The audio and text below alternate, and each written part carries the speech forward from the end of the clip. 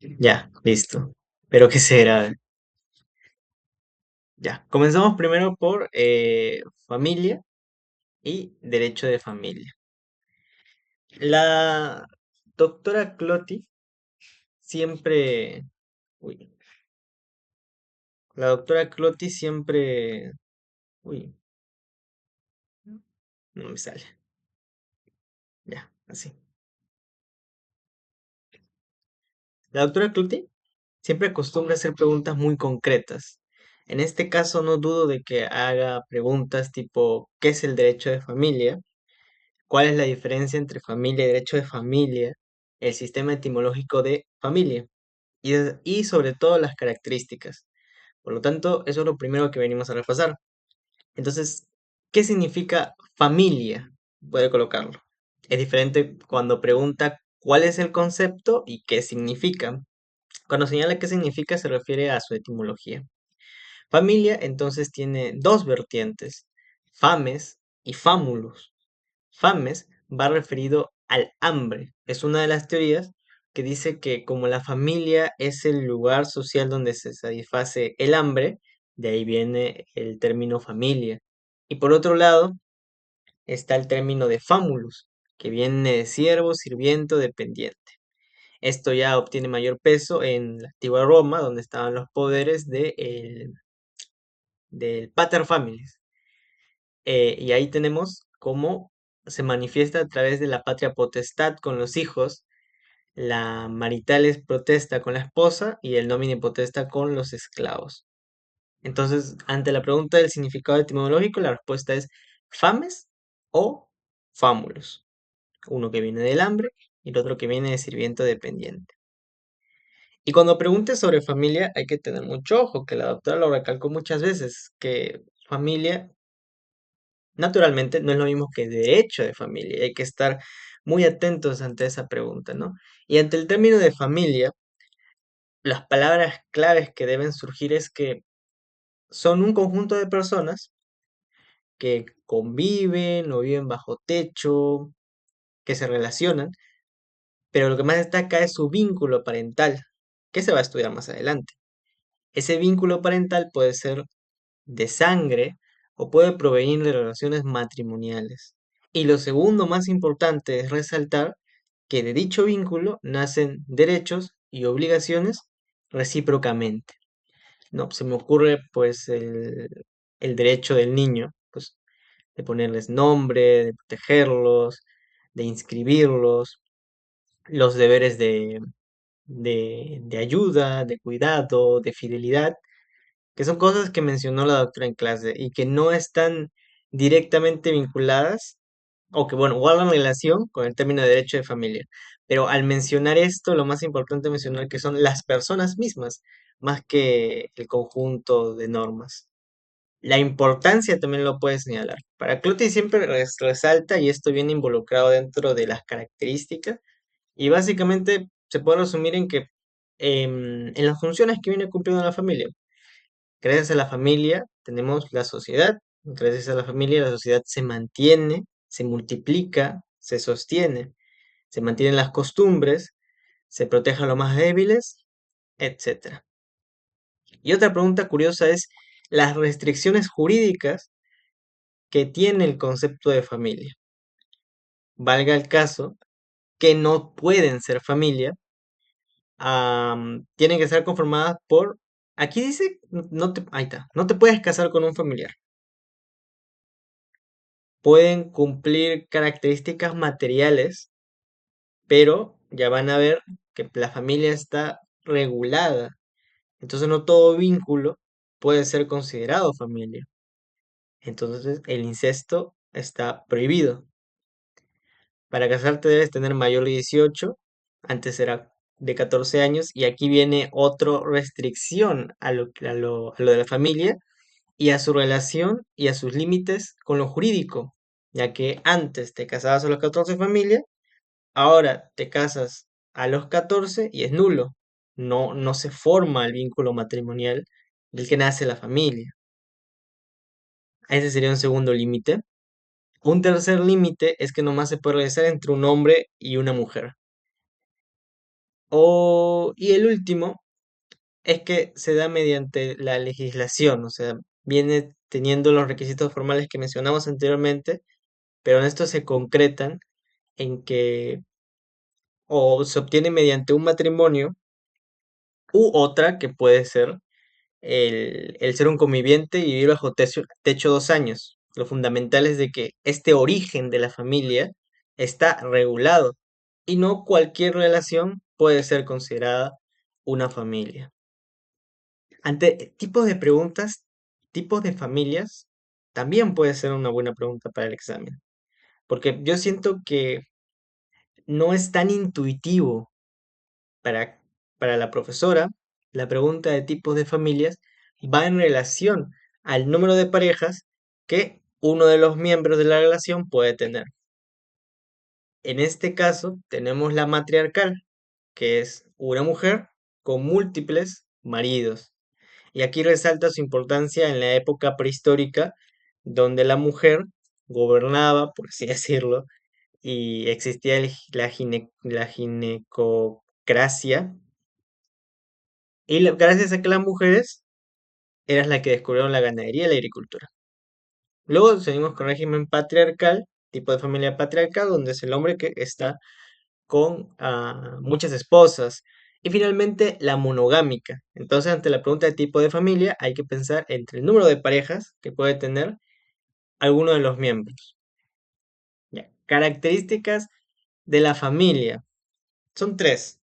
Y son distintas de las funciones, aunque guardan relación. Una hemoteca sería enano. Económico, natural y necesario. Económico porque es lo que proveen de los recursos a los hijos que nacen en este matrimonio, y a su vez, al generar estos recursos, al generar bienes y servicios, crean la riqueza del país. Natural viene de que la familia, al ser el núcleo, son los que engendran, son los que multiplican la sociedad. Que dice, ¿no? Su existencia obedece al instinto humano de reproducirse. Natural, vincúlenlo con eso siempre, que se trata de reproducirse y traer mayor descendencia. Y pues que es necesario porque, como mencioné anteriormente, son el núcleo de la sociedad. Muchos de estos vienen siendo muy relacionados, pero se distinguen en estas cosas muy puntuales. Otro serían las funciones que realiza la familia: reproductora, social, económica y educativa. Reproductora tiene que ver con, ya saben, que surjan más seres humanos; social, que se mantenga la sociedad; económica, proveer riqueza; y mediante la educativa vienen los valores y costumbres que se mantienen a través de estas familias. Por último, resaltar que ante las preguntas de qué es tal característica de tal de la familia es diferente a los de derecho de familia. ¿Y qué es el derecho de familia? Muy sencillo. Todas las regulaciones que hay son del vínculo matrimonial y de sus, aquí puse descendientes, pero iría más sus parientes, los parientes, no, no hay que dar mucha bola. Matrimonio y parientes.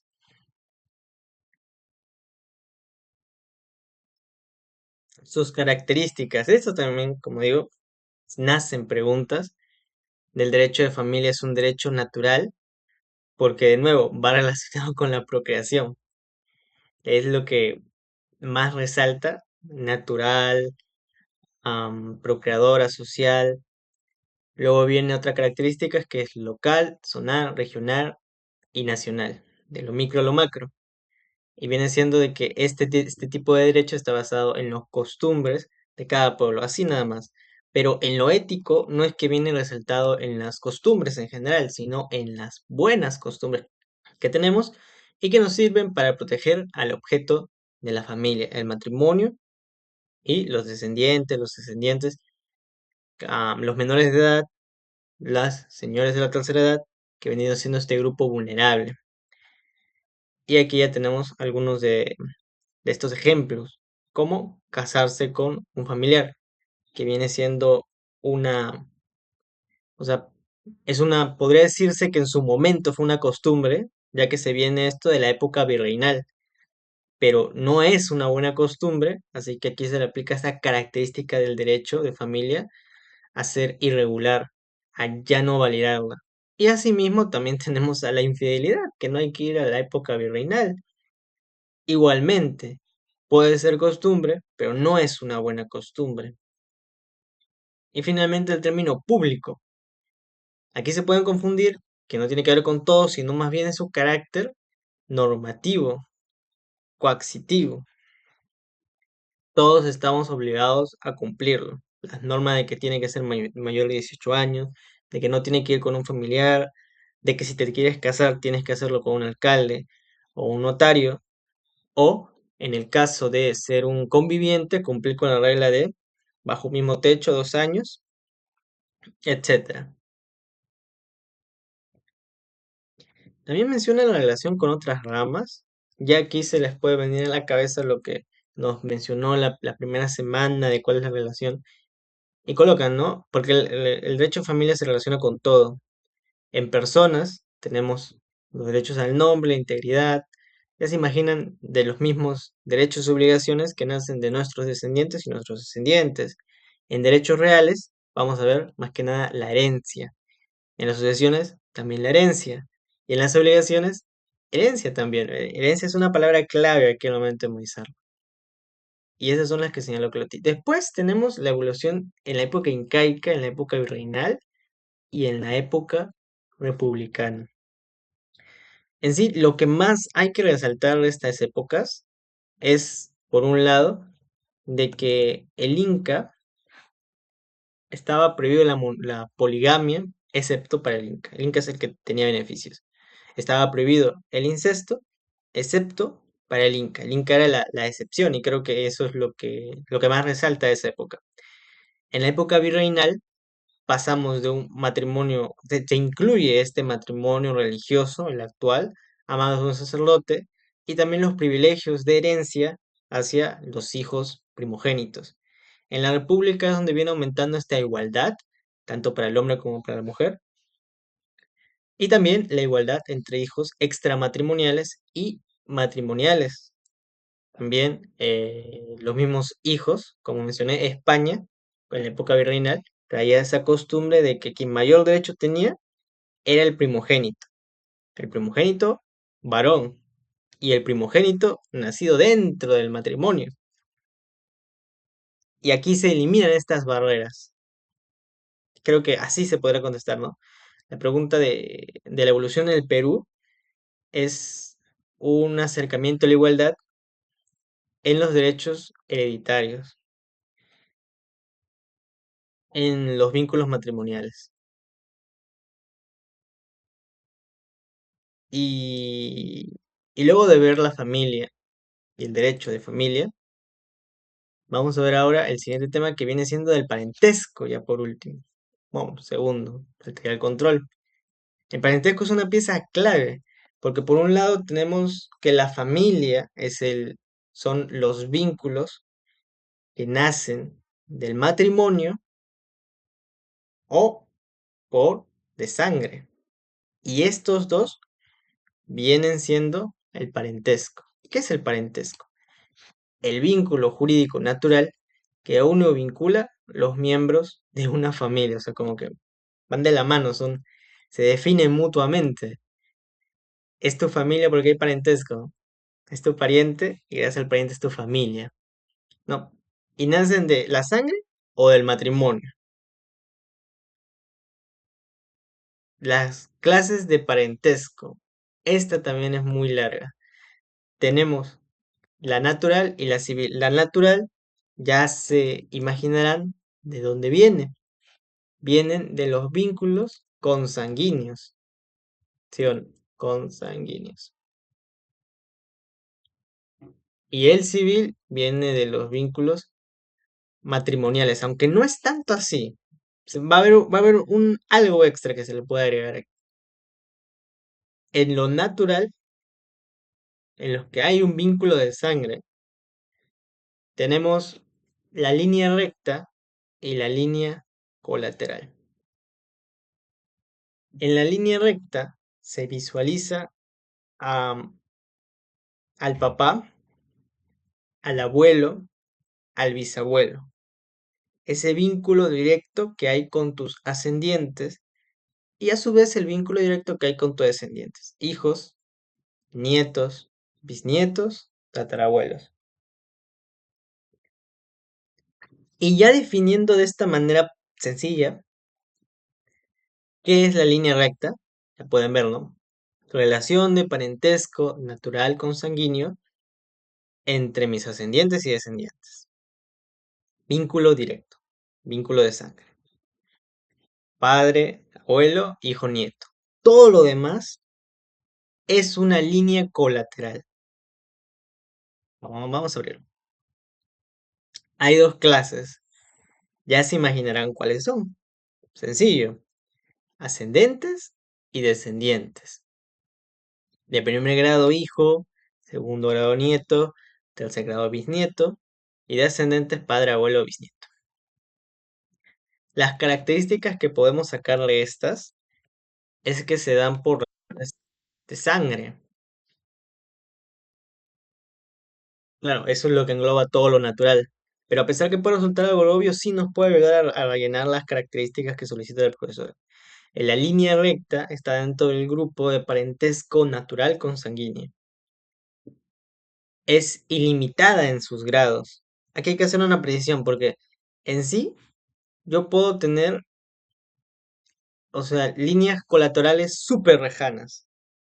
Por ejemplo, mi primo segundo, el primo de mi primo tercero, o mi, qué sé, el sobrino de mi sobrino, y así sucesivamente. Hay vínculos muy lejanos, pero no todos ellos van a encajar dentro del concepto de proveer derechos y obligaciones. No todos. Entonces puede tener a tu primo segundo, primo tercero, que puede ser tu familiar, pero no tiene estos efectos jurídicos. Y esto es importante, claro, que puedes tener a un familiar súper, súper lejano y naturalmente nosotros entendemos que no va a surgir un efecto jurídico, pero en el caso de la línea recta, no importa qué tan lejos sea tu ascendiente, tatarabuelo, igual surge efectos jurídicos, a diferencia de los colaterales, que más adelante vamos a ver, y sobre todo es el más fuerte. Por ejemplo, si tenemos a tu tatarabuelo y el hermano de tu tatarabuelo y tú, el vínculo que existe entre tu tatarabuelo y tú es más fuerte que entre el tatarabuelo y su hermano. Así de relevante es. Así de relevante es. Pucha, así decirlo en nada no suena tan importante, pero imagínense que lastimosamente el tatarabuelo fallezca. Y puede sonar antiintuitivo que tú, siendo lejano, incluso ni conocerlo, tienes más derecho a la herencia que su hermano. Entonces esas son las dos cosas resaltantes sobre la línea recta. Es la más fuerte, es la más fuerte. Debe haber una palabra más formal, pero así lo señaló la profesora. Es la que tiene privilegios, se podría decir. Y a su vez es ilimitada de grados. No importa qué tan larga sea esa línea recta, ascendiente o descendiente, existe y tiene efectos jurídicos. A diferencia del siguiente que vamos a ver. Ya del ojo se ve aquí la línea colateral. Recuerda, línea recta, ascendiente, descendiente, colateral, todo lo demás. Todo lo demás. Y acá resalto cuarto grado como spoiler, que solamente se puede hasta cuarto grado. Si es quinto, si es sexto, ya no es ya no tiene efectos, no tiene efectos jurídicos. Se podría decir que es un pariente, pero no es un pariente para el derecho. Los de segundo grado son hermanos, los de tercer grado son tíos y sobrinos, y los de cuarto grado son primos. La profesora explicó en clase y creo que es más fácil imaginarlo que memorizarlo. Estas líneas colaterales surgen porque para ir de un familiar a otro solo se puede subir o bajar en líneas. Entonces, para llegar a mi hermano, la única forma es que yo suba con mi padre y luego baje y choque a mi hermano. ¿Cuántas líneas subieron? Dos. Igual para llegar a mi tío, tengo que subir a mi padre, de mi padre a mi abuelo, de mi abuelo a mi tío.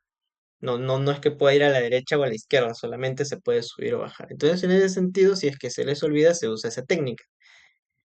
Es mejor así saber cuál es el método que andar memorizando. Y así también obtenemos que en cuarto grado es el primo, y hasta ahí llega. Primos hermanos, dice la doctora. Hasta ahí surgen los efectos jurídicos.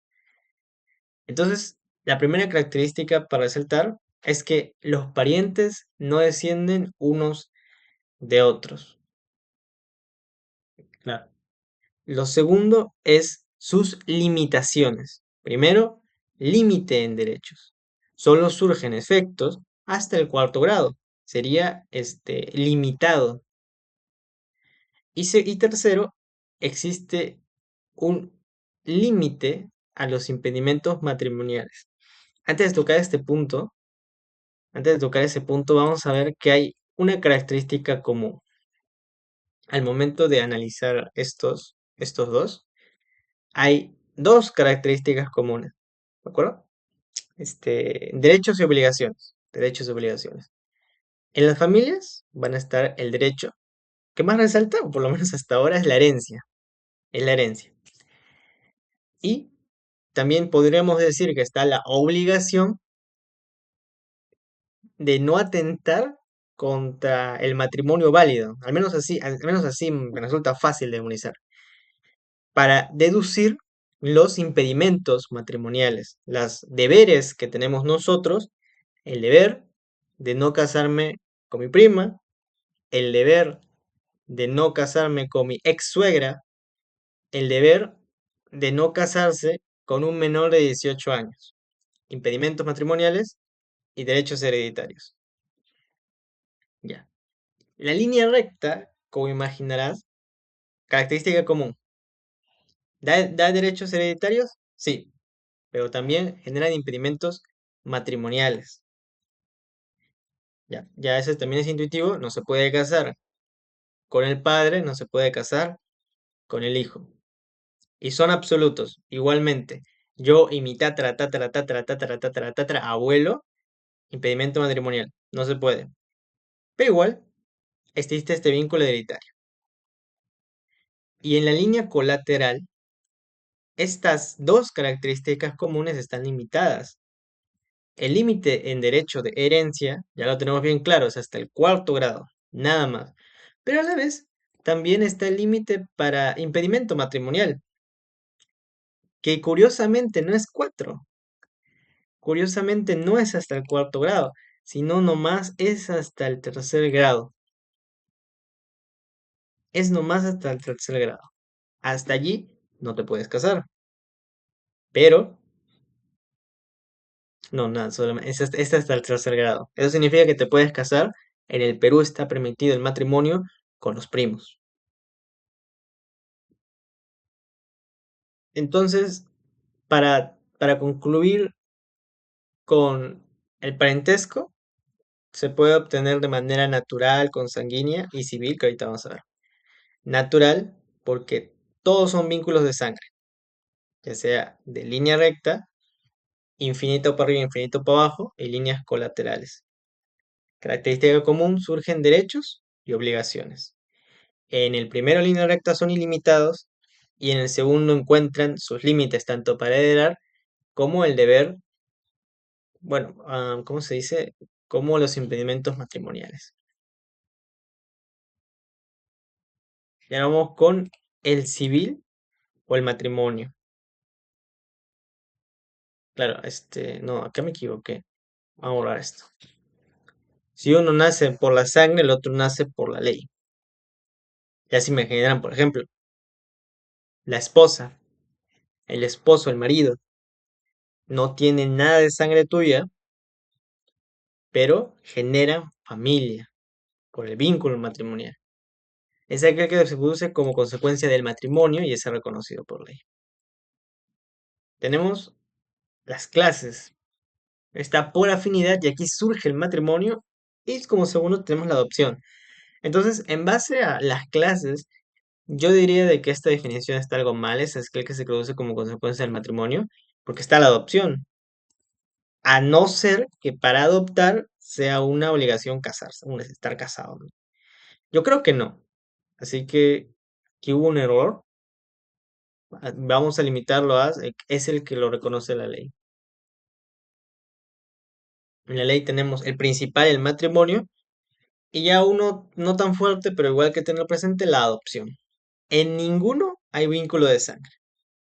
En ninguno hay vínculo de sangre. Por eso es que una característica del natural es que hay sangre. Aquí no hay sangre. Por afinidad, clase. Por afinidad, clase. Matrimonio. Entonces sabemos, ¿no? Hay que casarse. Características, seguir las formalidades. Y si todos se cumplen, surge tu esposa, marido, mujer. Pero también existe un vínculo con tu suegro. Igual no comparten nada de sangre, pero sí guardan una relación legal a partir de ese momento. Y el suegro, en lo jurídico, se le conoce como padre político. Yero y la nuera se conoce como hijos políticos y los cuñados son los hermanos políticos. Vamos a ver sus características. Genera limitaciones matrimoniales entre padres e hijos políticos, ya sea que se vuelvan ex padres y ex hijos. Mientras uno está casado, tiene el deber de fidelidad, pero cuando se rompe este vínculo, uno ya puede volver a casarse. Uno puede estar con otras personas, excepto esta libertad se limita a los familiares de la expareja. Entonces, si uno se divorcia y quiere casarse con la hermana de la ex esposa, no se puede. Ni tampoco con la suegra, no se puede. Y ahí es importante resaltar lo mencionado anteriormente de las características del derecho de familia, que es ético. Resaltar, no es ético estar con la hermana de tu ex pareja, bueno, los familiares de tu ex pareja. Está bien, está bien. Entonces genera estas limitaciones, pero hay una excepción, que es cuando fallece esta expareja. Creo que en las telenovelas se ve, ¿no? De que matan a uno y se casan. Por lo menos así yo me lo recuerdo. Y pues la única forma en la que esta pareja pudiera ser no es divorciándose y casándose entre ellos, sino es darle fin a la vida del esposo, de la esposa, para finalmente vincularse con sus familiares políticos. Y otro importante, no genera derechos hereditarios. No, no hay un derecho hereditario del yerno, del cuñado, de la suegra. A lo mucho podría haber gracias a los hijos, ¿no? Pudiera ser que mi pareja tiene tiene mucha plata, o creo que me estoy enredando solo, pero sí se puede obtener un vínculo gracias, gracias a los hijos, claro, porque si yo fallezco, mi suegra no podría heredar directamente. Quienes heredan son mis hijos, pero mi suegra es abuela de mis hijos. Así que de allí es donde podría existir un vínculo entre la herencia, pero no hay uno directo y para simplificar las cosas, no les genera unos derechos hereditarios. Pero igual tienen limitaciones. No hay derechos, pero hay limitaciones. Igual en la adopción. Aquí hay las obligaciones que se nos puedan ocurrir a la mente cuando se adopta. Nacen los mismos, de hecho, de que existen entre un padre y un hijo. Vamos a ver una definición. Figura jurídica que permite dar el nombre a un menor que no es hijo por naturaleza. de modo tal que adquiere la condición de padre. No hay tal cosa como un padre adoptante. Eres padre y ya está, para la ley. Eres natural o por adopción es otra cosa, pero padre, padre eres. Lo firmaste, eres el padre. Y ahí es donde viene su característica más importante, en mi opinión, y es que es irrenunciable. No hay un periodo de prueba, no hay una apelación posterior de aquí a unos años. Tú lo adoptas y ahí se queda. Otra característica, ¿no? Se crean deberes y obligaciones recíprocas que existieran entre un padre e hijo biológico. Se pierde el apellido del padre biológico y se adquiere el del adoptante. Y otra, otro deber, impedimento matrimonial. Impedimento matrimonial, ¿no? Igual no hay vínculo de sangre entre esta adopción, este hijo adoptado y mis familiares, pero igual está la obligación de no casarse con estos familiares. De la civil, como se dan cuenta, hay, hay más, no hay tantos beneficios, al menos quiero decir, en el matrimonial. En el matrimonial, de los personajes que nacen, el yerno, la suegra, no hay esos beneficios. No hay esos beneficios. Y es lo que más resalta para mí. En la adopción es prácticamente similar a la natural consanguínea. Aquí sí obtienes derechos, pero también las limitaciones. El artículo 816, que simplifica todo lo anterior que hemos visto. Son herederos de primer orden los hijos y demás descendientes. Aquí estamos viendo un parentesco natural de línea recta. De segundo orden, los padres y demás ascendientes. Igual, parentesco natural de línea recta ascendiente. Primero los hijos, luego los padres. Del tercer orden, el cónyuge o en su caso el integrante sobreviviente de la unión de hecho. En este caso sería el producido por el matrimonio, la esposa o el marido. Y cuarto, quinto y sexto orden respectivamente los parientes colaterales en segundo, tercer y cuarto orden de sanguinidad. Entonces, lo primero que se menciona es la línea recta descendiente, luego línea recta ascendiente, luego el civil matrimonial, el tercero, los colaterales, pero nunca aparecen los de los familiares por afinidad, ¿no? En este caso, suegro, yerno, no los menciona. No los menciona. Y en la adopción tampoco lo menciona, porque es lo mismo que un hijo natural. Iría para el primer puesto. Primer puesto. El cónyuge, o en su caso el integrante sobreviviente de unión de hecho, también es heredero en concurrencia con los herederos de los dos primeros órdenes indicados en este artículo. Ya, esto es un tema para estudiar más adelante, pero en sí lo más importante es esta parte, que simplifica todo lo anterior y que engloba todo ello. Por último, definiciones. ¿Qué es el tronco común? El tronco común viene siendo el grado de parentesco más lejano del cual descienden directa o indirectamente los parientes consanguíneos. Es básicamente la relación que hay entre yo y mi primo. No tenemos el mismo padre, pero sí tenemos el mismo abuelo. Es decir, una relación de dos hacia arriba. Ujú. Y en este caso es nomás consanguíneo, naturalmente. ¿Qué es la línea parental? Es la sucesión de grados, es la suma de distancias que hay entre yo y un familiar. Sucesión de grado de parentesco que nacen del tronco común. Se da en el parentesco natural, ya sea en línea recta o colateral, pues es por consanguinidad igualmente, y el grado de parentesco es la unidad, lo más chiquito. Ah, no. Grado de parentesco, distancia entre un pariente y otro. Claro, es lo más chiquito. Es la unidad. Entonces puede ser un grado de parentesco 1, 2, 3, 4, 5. los parientes más cercanos excluyen a los más lejanos por regla general que ya vimos anteriormente, considerando este extra del parentesco natural por línea directa, que es la privilegiada. Y bueno, compañeros, eso sería todo. Si quieren, podemos ver un poco del primer control, o sea, de la lectura que dijo que iba a evaluar. Pero como son 3 páginas, realmente no hay mucho que resaltar, ¿no? Podemos verle que el texto hablaba sobre la creencia de los muertos que hay en un pasado, en el pasado, y que esto relacionaba la felicidad de los muertos con sus familiares, porque los familiares eran los que lo adoraban, y en base a esa adoración,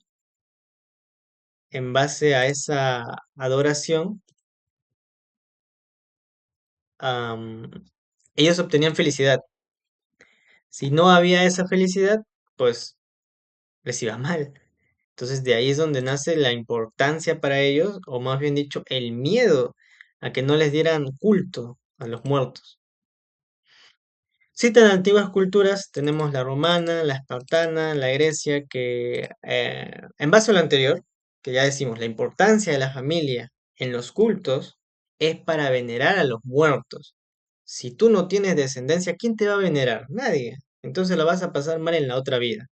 De eso la necesidad de tener hijos de descendencia, varios descendientes, que haya mínimo un hombre y que ese haya nacido dentro del matrimonio porque era el único que podía hacer eso. O sea, son varios límites para la familia, bueno, varios límites para cumplir ese deseo final, que se me herede después de la muerte. ¿Cuáles eran esos? Prohibir el celibato, es decir, prohibir que no tener relaciones sexuales, no formar una familia, no tener hijos. Estaba prohibido en la antigua Grecia. Era delito en la antigua Grecia. En Roma estaba prohibido. Y en Esparta como decía, lo coaccionaban. Si no tenías familia, si no estabas casado, no tenías tus derechos cívicos para poder votar o para postular a algún cargo público. Entonces, era un límite muy fuerte para esa época. Finalmente, señalan algunos otros aspectos, como puede ser la idea de que uno no vivía para sí mismo, como hoy en día. Yo tengo la libertad de estudiar, yo tengo la libertad de si quiero trabajar, de formar mi familia, pero en este caso uno vivía para la familia. Uno nace con una misión en el mundo, misión que fue cumplida por tu padre, fue cumplida por tu abuelo, fue cumplida por tu bisabuelo. Todos cumplieron en traer una familia al mundo. Y tú no puedes ser excluido de esa misión, no puedes renunciar a esa misión. Es egoísta, por así decirlo, ¿no? Renunciar a toda esa cadena. Se puede resumir la idea así, ¿no? Y algunas particularidades que pueden salir de esta misión es la esterilidad. Yo quiero tener una familia, pero ¿qué hago si no puedo? En el caso de la mujer, en el caso de la mujer, la esterilidad era motivo de divorcio, porque no podía cumplir con la misión de tener una familia, de tener descendencia, de que sea un hombre. Entonces, era un derecho el divorciarse. Y en algunas situaciones era obligatoria, cabe agregar. En cambio, en la esterilidad en el hombre, el matrimonio se salvaba porque uno de los familiares del hombre procreaba, engendraba al hijo, y este hijo era tratado como si lo hubiera concebido el esposo.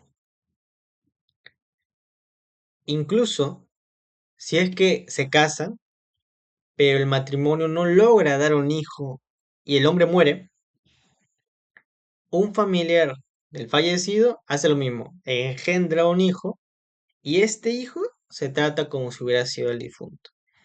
Todo ello para garantizar la familia en estos casos, ¿no? Ya se puede ver aquí una desigualdad, aunque las cosas ya son ya son algo turbias, pero todo eso era para garantizar que se tenga una familia. El nacimiento de una hija no era lo mejor porque ellas no, si bien no lo señala el texto, yo lo pongo aquí entre comillas, que no creaban no expandían el círculo familiar.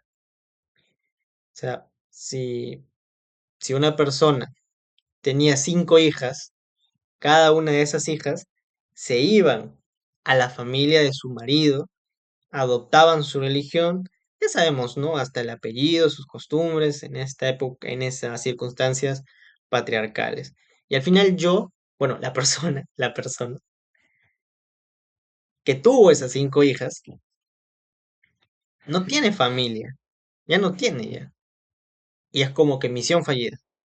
No se tuvo la descendencia adecuada. Capaz habrían soluciones, pero por lo del texto así lo pinta.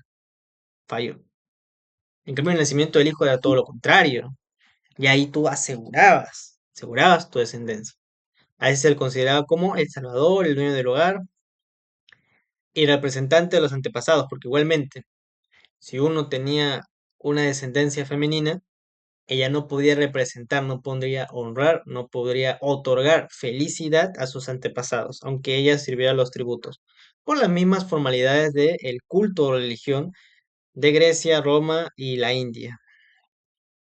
La relación padre-hijo era físico, pero la aceptación del padre constituía el lazo moral religioso, porque el niño nacía y se podría decir que era padre y que era su hijo, pero no formaba parte de la familia hasta la aceptación. Hasta la aceptación y hasta el ritual, vamos a llamarlo así. Imagínense un bautizo. La aceptación se daba entre los 9 a 12 días en Roma, Grecia y la India. Así se limpiaban las impurezas, se lo admitía a la familia y a su vez se le encomendaba la misión de continuar la descendencia y perpetuar el culto. De eso nos habla la lectura que se devolvió el día de mañana. Como ven, están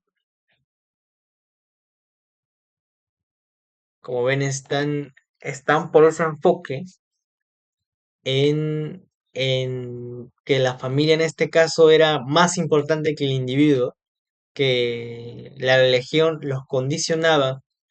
Producto de estas creencias y de esta religión se creaban unas desigualdades muy marcadas entre hijos, hijas, esposo y esposa, ¿no? Espero que les haya servido. Am, es un placer hacer esta reunión y pues nada, mucha suerte el día de mañana, éxitos más que nada y estudio. Eso sería todo por mi parte. Hasta luego. Cuídense mucho. Éxitos.